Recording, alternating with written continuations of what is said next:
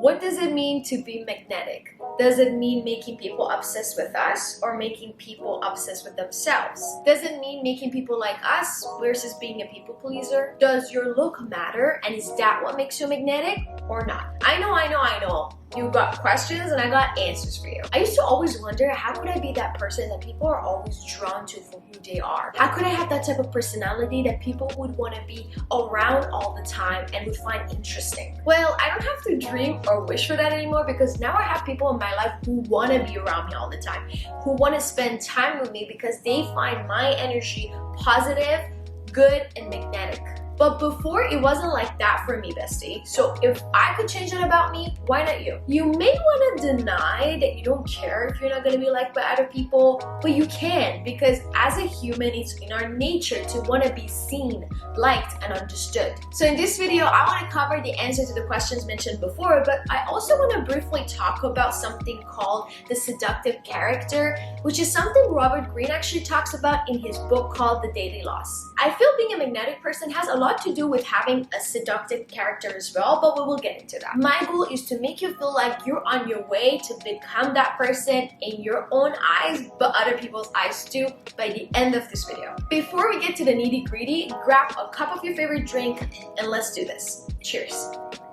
Being magnetic is someone who has a charismatic and attractive personality that draws people, things, and opportunities towards them. Before you figure out your way on how to become a magnetic person, I want you to turn that focus inward for a second and think of what is it exactly that you want to attract, and what does this magnetic person really look like? Because when you're not sure about what you want to attract, you may end up attracting the wrong people and opportunities to you. Once you get this thing clear in your mind on how this magnetic person looks like and what are those things that you want to attract, then you can get on how to become a magnetic person, on the do's and on the hows. To become a magnetic person is to become your own dream self. You know those qualities about certain people that you really like? For example, you know those people that you find to be very kind? You know those people that you really like the fact that they're so attentive when you're talking to them and you're having a conversation? You know those people that know how to make you feel good? Well, those are the qualities that you gotta own in order for you to become magnetic. But first things first, I need you to work on your confidence and self-worth. And remember that confidence can be external or internal. External is those tips that you find online when you're searching how to become and look more like a confident person. So it tells you things like, make sure you have a good posture, make sure you keep eye contact, make sure you dress well, your tonality matters, etc. While this is important to work on, but more importantly is the internal confidence that I want you to work on and build. Let me use an example so you have a better understanding of what is an internal confidence. What is an example of an internal confidence? So let's say whenever you are faced with a challenge in your life, your fear of failure and your self-doubt paralyzes you to a point where you're not taking any actions anymore and you get stuck. That is an evidence of you lacking internal confidence. Or every time you want to do something and you want to make a decision, you keep asking other people on what they think. And if they say no to what you're thinking to do, then you wouldn't do it because you can't trust your own decisions, you're second guessing your own decisions. That's also proof of the fact that you lack internal confidence. I know you're thinking to yourself right now, but this video is about how to become magnetic. Why do we keep talking about confidence? But how would you find someone magnetic and attractive if they lack confidence? Let's say if they keep talking about themselves and they keep complaining about their life, or they always act like they're a victim of their life. Would you find that person attractive?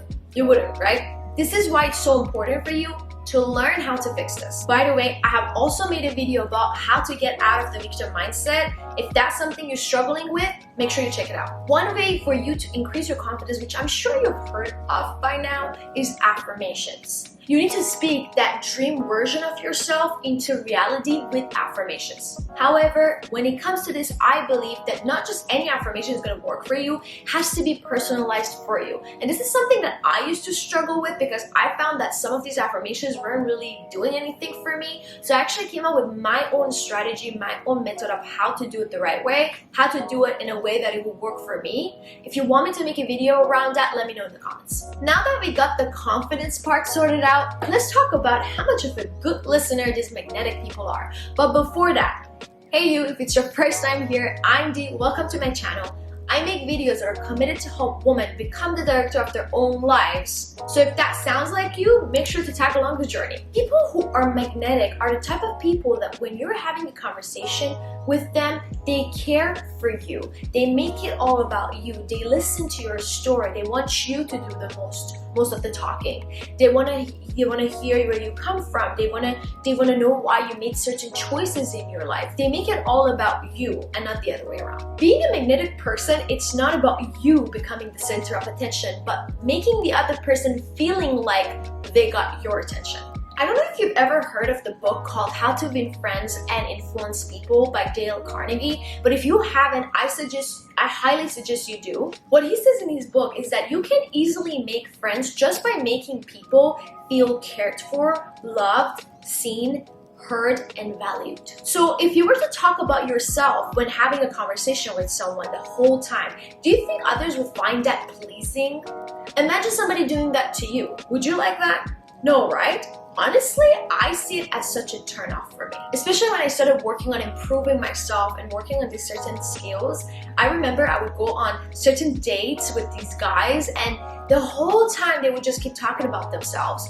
How they like this, how they don't like that, how they've made it far to where they are right now. And the whole time I was like, just get me out of here. Because are you here to get to know me and see if this is a good match or not? Or am I your interviewer and I'm trying to write a whole story about what your life looks like?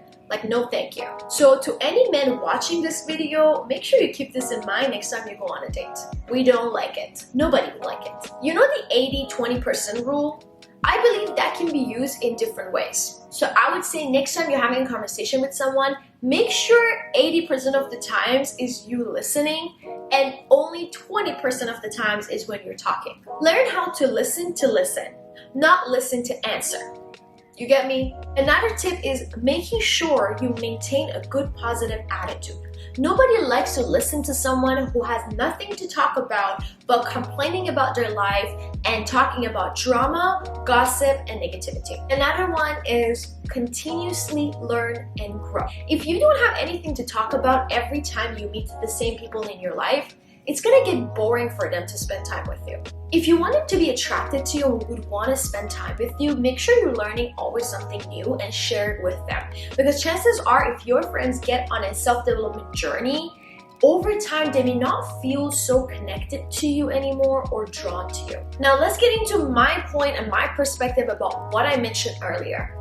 I believe anybody who is magnetic and attractive also owns a seductive character. Now, don't get me wrong, to make this clear, seduction is not only about men seducing women and women seducing men.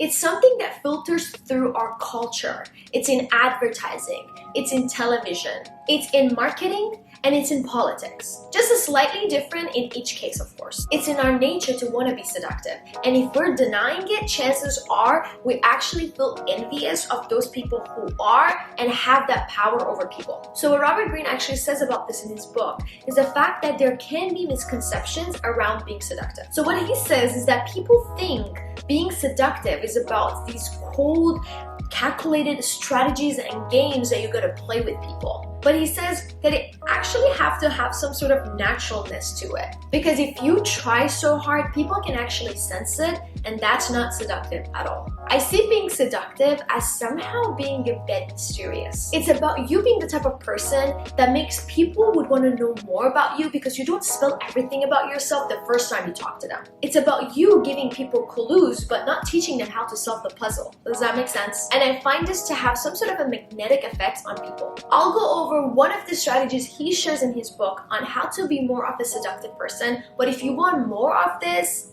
ask and you shall receive. Robert says in his book that one strategy to own our seductive character is to have an empathetic attitude. He says the biggest mistake we can make is to think and assume that we can understand people and quickly judge them. But instead, we should assume that they are ignorant and have biases that could affect the way we judge a person correctly or incorrectly. He says we should think of each person we meet as an undiscovered country that we would like to carefully explore. And The best way to practice this is through your daily conversations. Trying to reverse our impulse to want to talk and point our opinion about something, but instead hear the other person's point of view. Cut out the monologue, that conversation that you can have with yourself while you're listening to someone, and give your full attention to that person. He says that this is more about the quality of your listening. You want to give the type of attention to that person where when they stop talking, you can literally repeat back to them what they said, word by word. And this is actually a quality that the other person having a conversation with you can find really attractive and magnetic. Because remember what Dale Carnegie said? It makes them feel seen, heard, and understood. I think now you see where I find a correlation between being a magnetic person or having a seductive character.